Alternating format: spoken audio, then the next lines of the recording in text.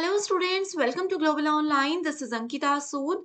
आज डिस्कस करने वाले हैं हम यूजीसी नेट पेपर 1 में टीचिंग एप्टीट्यूड के मोस्ट एक्सपेक्टेड क्वेश्चंस, जो कि अपकमिंग एग्जाम में भी एज इट इज पूछे जा सकते हैं। इसीलिए स्टूडेंट्स, हर एक क्वेश्चन के आंसर के साथ आज मैं आपको डिटेल्ड एक्सप्लेनेशन भी दूंगी, ताकि आपके सारे कॉन्सेप्ट्स आसानी से क्लियर हो जाएं। तो चलिए फिर इसी के साथ सेशन पर आगे बढ़ते हैं। Which of the following is a tool used for creating and sharing online learning games? अब देखिए, टीचिंग लर्निंग को बेहतर बनाने के लिए बहुत सारे प्लेटफॉर्म्स और टूल्स बनाए जा रहे हैं, जिसमें से आपको पूछा गया है कि ऑनलाइन लर्निंग गेम्स, जैसे बच्चों को खेल खेल के थ्रू सिखाते हैं, तो अगर वो गेम्स आपको एज अ टीचर बनानी है और अपने स्टूडेंट्स के साथ शेयर करनी है, तो उसके लिए आप नीचे दिए गए चार में से कौन सा टूल यूज करोगे। ऑप्शंस है मेंटीमीटर, जो कि गलत ऑप्शन है, क्योंकि मेंटीमीटर में हम लोग पोल्स बना सकते हैं, हम लोग क्विज बना सकते हैं, लेकिन लर्निंग गेम्स ये बनाने हमें अलाउ नहीं करता। अब जूम ऐप सब लोगों ने जनरली यूज किया है। जूम ऐप जो है वो ऑनलाइन मीटिंग्स के लिए यूज होता है। इसमें हम लोग पीडीएफ के फॉर्मेट में डेटा भी शेयर कर सकते हैं, ऑनलाइन क्लासेस के लिए भी ये रिस्पॉन्सिबल होता है। बट गेम्स के थ्रू लर्निंग ये हमें ऑप्शन नहीं देता है। इसके बाद आता है हमारे पास correct answer, that is Kahoot. So देखिए स्टूडेंट्स, कहूत जो है ये बेसिकली गेम्स के थ्रू स्टूडेंट्स को कुछ सीखने में मदद करता है। अगर एज अ टीचर आप कहूत में कोई भी game based platform, game based learning plan बनाते हैं, तो आसानी से आप अपने स्टूडेंट्स के साथ उसको शेयर कर सकते हैं, और बाद में स्टूडेंट्स ने उसमें कैसे रिस्पॉन्स किया है उस चीज की असेसमेंट भी आप कर सकते हैं। लास्ट ऑप्शन था हमारे पास पेडलेट। पेडलेट की एक खास बात ये है कि ये एक तो लर्निंग गेम से रिलेटेड कुछ भी काम नहीं करता, ये डिजिटल बुलेटिन बोर्ड बनाने में हम लोगों को मदद करता है। ठीक है, ये एक प्रीवियस ईयर की स्टेटमेंट है जो कि एग्जाम में बहुत बार आई है।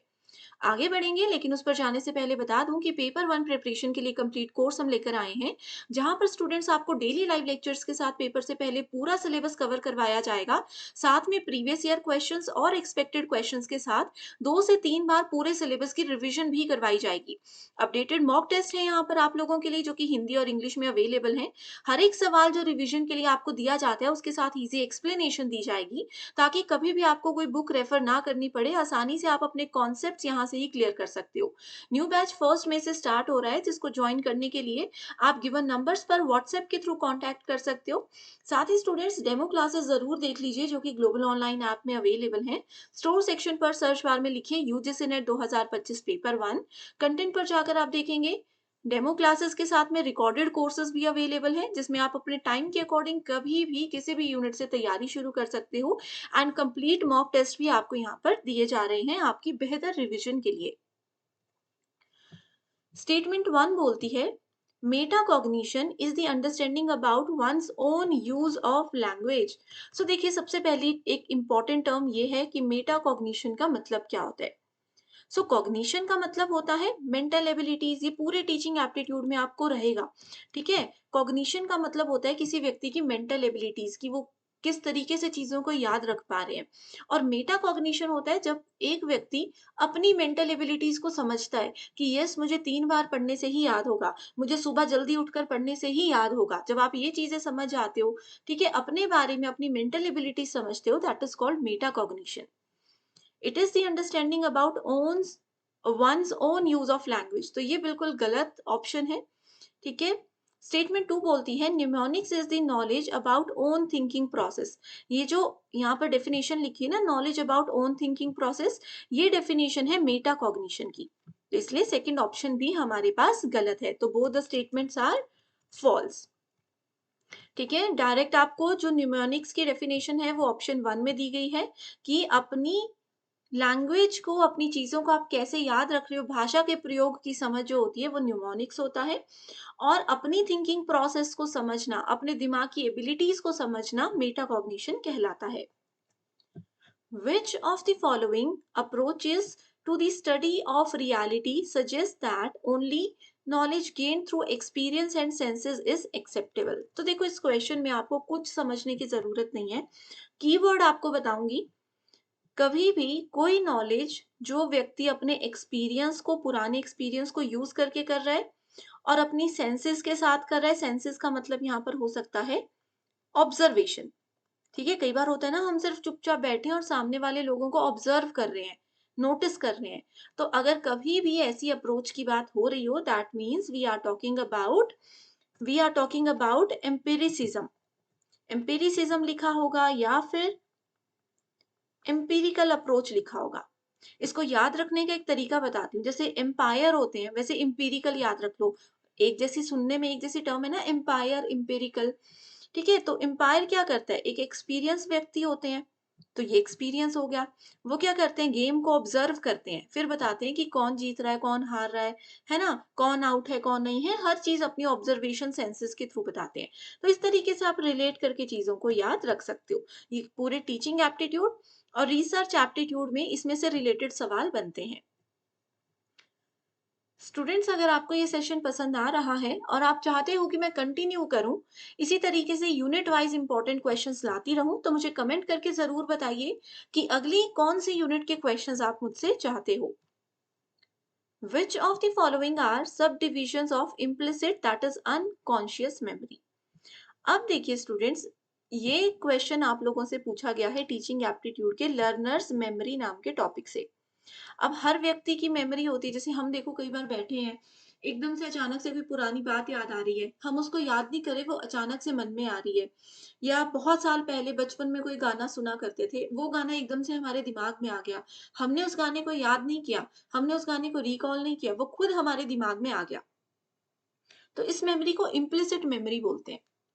ठीक है? जो कि अचेतन तरीके से हमारे दिमाग में सेट रहती है। इसकी सब डिविजन्स होती हैं 3। कौन-कौन सी?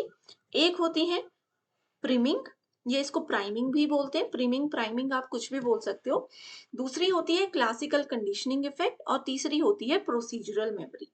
क्लियर? तो इस टॉपिक पर ऑलरेडी एक डिटेल्ड वीडियो मैं डाल चुकी हूँ, अगर आप लोगों ने वो नहीं देखी है तो मुझे कमेंट करके बता दो। मैं उसका लिंक आपके साथ दे दूंगी, क्योंकि ये बहुत इंपॉर्टेंट टॉपिक है, यहाँ से अब हर साल सवाल बन रहे हैं। ठीक है? knowing that you find algebra more difficult than your sister does। देखिए, अगर आपकी सिस्टर और आप अलजेब्रा पढ़ रहे हो, बीजगणित पढ़ रहे हो, और आपको पता है, यू ऑलरेडी नो कि आपको अलजेब्रा टफ लग रहा है अपनी सिस्टर के कंपैरिजन में, but that you could improve with practice. लेकिन आपको ये भी पता है कि अगर मुझे अभी अलजेब्रा टफ लग रहा है, तो मैं उसको प्रैक्टिस से इम्प्रूव कर सकती हूँ। तो ये किसका एग्जाम्पल है? Self regulation, metacognition, self discipline या ऑटोमेशन। देखो, अभी मैंने आपको बताया कि जब एक व्यक्ति अपनी मेंटल एबिलिटीज को समझने लग जाता है कि यस, मुझे 3 बार पढ़ने से याद होगा, मैं लिख लिख कर प्रैक्टिस करूंगी तो मुझे चीजें समझ में आएंगी। अगर आप ये चीजें समझ रहे हो कि क्या आपका तरीका है कुछ बात को समझने का, पढ़ने का, तो उसको बोलते हैं मेटा कॉग्निशन। इस सवाल में भी वही है। आपको पता है कि एल्जेब्रा आपको अपनी सिस्टर के कंपैरिजन में टफ लगता है, लेकिन साथ में आपको ये भी पता है कि अगर आप प्रैक्टिस करोगे तो आप इम्प्रूव कर सकते हो, आप बेहतर कर सकते हो। ठीक है? ये है मेटा कॉग्निशन। अब जैसे आप लोग नेट और सेट की तैयारी कर रहे हैं, आपको शायद अभी लग रहा होगा कि यार 2 महीने के अंदर सिलेबस पूरा नहीं होगा, लेकिन अगर कंसिस्टेंसी के साथ पढ़ोगे तो पूरा हो जाएगा। ये भी अगर आपके दिमाग में है, तो ये है मेटा कॉग्निशन, कि अपने दिमाग की पावर को, अपने दिमाग कैसे काम करता है, क्या एबिलिटीज हमारी है, वो समझना। Which of the following is national coordinator of स्वयं courses for non-technical post graduation education? देखिए स्टूडेंट्स, एक सवाल आपको दे रही हूँ। स्वयं की फुल फॉर्म पता है आपको? Study webs of active learning for young aspiring minds. ठीक है? ये है स्वयं की फुल फॉर्म। अब यहाँ पर बात की जा रही है स्वयं के नेशनल कोऑर्डिनेटर्स के बारे में। मुझे बताइए कि स्वयं में टोटल कितने नंबर ऑफ नेशनल कोऑर्डिनेटर्स हैं? एज पर 2024-25 का डेटा, कितने नेशनल कोऑर्डिनेटर्स हैं?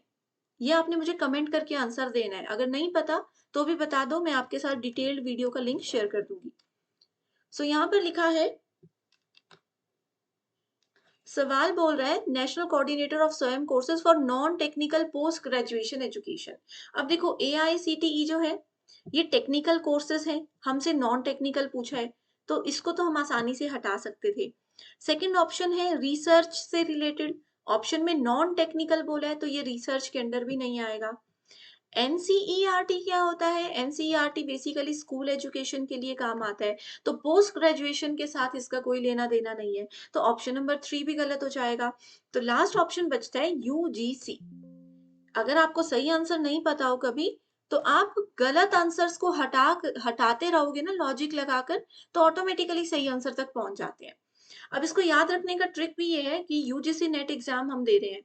यूजीसी नेट एग्जाम कौन देते हैं? जिन स्टूडेंट्स ने पोस्ट ग्रेजुएशन किया होता है। तो ये देख लीजिए, पोस्ट ग्रेजुएशन एजुकेशन, और ये है नॉन टेक्निकल। तो इस तरीके से आप याद रख सकते हो। सेम सवाल पूछा जा सकता है कि non technical under graduation courses के लिए कौन रिस्पॉन्सिबल है? तो उसके लिए रिस्पॉन्सिबल है सीईसी। आइडेंटिफाई 4 क्वाड्रेंट्स ऑफ स्वयं। स्वयं के 4 क्वाड्रेंट्स है, थ्री कार्डिनल प्रिंसिपल्स हैं, और नेशनल कोऑर्डिनेटर्स आप मुझे कमेंट करके बताओगे। तो 4 क्वाड्रेंट्स के नाम है। सेल्फ असेसमेंट टेस्ट, सबसे पहले आता है देखो वीडियो लेक्चर, जिसमें आप वीडियो लेक्चर तो समझ ही रहे हैं सब, है ना। ऑनलाइन डिस्कशन फोरम, जिसमें आपके डाउट्स क्लियर करेंगे क्लास के बाद। उसके बाद आता है फेस टू फेस, नो। इसके बाद आता है स्पेशलाइज्ड प्रिपेयर रीडिंग मटेरियल, जैसे आप लोगों को क्लास के बाद हम लोग पीडीएफ देते हैं ना, ग्लोबल ऑनलाइन व्हाट्सएप ग्रुप में आपको पीडीएफ मिलती है। वैसे ही स्वयं में भी आपको पहले वीडियो लेक्चर से कॉन्सेप्ट क्लियर होते हैं, फिर उसके रीडिंग मटेरियल भी मिलते हैं, कोई डाउट है तो उसके लिए डिस्कशन का एरिया भी है, और आपके टेस्ट के लिए सेल्फ असेसमेंट टेस्ट यानी कि मॉक टेस्ट टाइप भी आपको प्रोवाइड करवाया जाता है। तो ये है 4 quadrants. Identify correct sequence of cycle of self regulated learning. Self regulated learning मतलब खुद से आप कैसे लर्निंग करते हो, तो इसके सीक्वेंस से रिलेटेड इंपॉर्टेंट क्वेश्चन है ये। सबसे पहले हम टास्क को एनालाइज करेंगे कि हमें काम क्या दिया है। मैंने आपको कोई एक प्रोजेक्ट दे दिया करने के लिए, आप सबसे पहले उसको एनालाइज करोगे, उसका विश्लेषण करोगे, फिर गोल सेट कर दोगे कि अच्छा ये प्रोजेक्ट है, 2 दिन में इसको और अच्छे से समझता हूँ, उसके बाद 10 दिन के अंदर प्रोजेक्ट कंप्लीट हो जाना है। आपने गोल सेट कर दिया। उसके बाद डिवीजन प्लान, आपका जो पूरा एक बड़ा प्लान है उसको छोटे छोटे पार्ट्स में डिवाइड करो, ठीक है। उसके बाद है अलग अलग स्ट्रेटेजीज के साथ वो छोटे छोटे पार्ट को अचीव करो ताकि आपका पूरा प्रोजेक्ट कंप्लीट हो जाए। और लास्ट में है रेगुलेटिंग लर्निंग, कि अपनी लर्निंग को इस तरीके से आप क्या कर पा रहे हो, रेगुलेट कर पा रहे हो। Which of the following are national coordinators appointed by Swayam courses. देखो ये नेशनल कोऑर्डिनेटर का एक और सवाल है। सो आईआईएमबी भी है जो कि मैनेजमेंट से रिलेटेड कोर्सेज हम लोगों को प्रोवाइड करवाता है, तो ए हमारा आंसर होगा। यहाँ और यहाँ पर ए नहीं है, तो इन दोनों ऑप्शंस को हम क्या करेंगे, एलिमिनेट कर देंगे। उसके बाद है NPTEL, national programme on technology enhance learning, बी है, दोनों जगह बी था, दोनों जगह सी भी है, तो ये भी होगा। ई देखते हैं, बी तो डी तो देखो है ही नहीं, सीईसी अभी मैंने आपको बताया, अगर अंडर ग्रेजुएशन के नॉन टेक्निकल कोर्सेज को हैंडल करना है तो सीईसी रिस्पॉन्सिबल है। तो correct answer is option number 4। Employment of classroom technology needs clarity with regards to. अब देखो क्लासरूम में अगर आप लोग टेक्नोलॉजी, कंप्यूटर, ये सब चीजों का यूज करके स्टूडेंट्स को पढ़ाने जा रहे हो, तो आपको एज अ टीचर किस किस चीज की क्लैरिटी इसके अंदर होनी चाहिए, ठीक है। सो आपको इसमें होनी चाहिए किस चीज की क्लैरिटी, कि एक तो इंस्ट्रक्शनल मैसेजेस, कि आप क्या मैसेज डिलीवर करने वाले हो स्टूडेंट्स को, वो चीज बिल्कुल आपके दिमाग में क्लियर होना चाहिए, ठीक है। कोर्स ऑब्जेक्टिव, की क्या पढ़ाना चाहते हो, क्या आप पढ़ाने आए हो, उसके ऑब्जेक्टिव, उसके उद्देश्य आपके दिमाग में सेट होने चाहिए। और तीसरा है टेक्नोलॉजिकल कॉम्पिटेंसी, कि अब अगर आप टेक्नोलॉजी क्लास में यूज कर ही रहे हैं तो आपको वो अच्छे से चलाने आनी चाहिए। कंप्यूटर क्लास में रख दिया, चलाने अगर नहीं आ रहा है एज अ टीचर, तो फिर तो वो समय बर्बाद होने वाली बात है। तो इसलिए टेक्नोलॉजिकल कॉम्पिटेंसीज जरूरी है, ठीक है। इस क्वेश्चन को देखो एक दूसरे तरीके से आप कर सकते थे। क्लास में अगर टेक्नोलॉजी यूज कर रहे हैं तो आपको क्लैरिटी किसकी होनी चाहिए। ऑप्शन डी को देखो, ऑप्शन डी बोल रहा है एक्सपीरियंस ऑफ फेलियर, आपको बार बार फेलियर का एक्सपीरियंस हो, तो ये थोड़ी सी एक नेगेटिव टर्म आ रही है। तो जहां जहां पर डी है उसको हम अगर कट कर दें तो ऑटोमेटिकली हम सही आंसर तक पहुंच रहे थे, दैट इज ऑप्शन नंबर 1। तो इस तरीके से आप लोग एग्जाम में सही आंसर्स को आइडेंटिफाई कर सकते हो, और आपके लिए ये मेथड बहुत ज्यादा आसान है। तो स्टूडेंट्स, जितने भी क्वेश्चंस आज हमने डिस्कस किए ये आपके लिए बहुत ज्यादा इंपॉर्टेंट है, नेक्स्ट एग्जाम में पूछे जा सकते हैं। अगर आप चाहते हो कि इसी तरीके से मैं आपको यूनिट वाइज और topic wise important questions practice करवाती रहूं इसी यूट्यूब चैनल पर, सुबह 8 बजे ये क्लास मेरी रहती है और रात को 9 बजे मेरी लाइव क्लास रहती है, जिसमें कि हम आपके कॉन्सेप्ट और जनवरी 2025 तक के पीवाईक्यूज लाइव क्लास में प्रैक्टिस करते हैं। तो इसी के साथ चलिए सेशन को एंड करते हैं। कोई भी डाउट्स हैं तो इस नंबर पर आप हमें कॉन्टैक्ट कर लीजिए।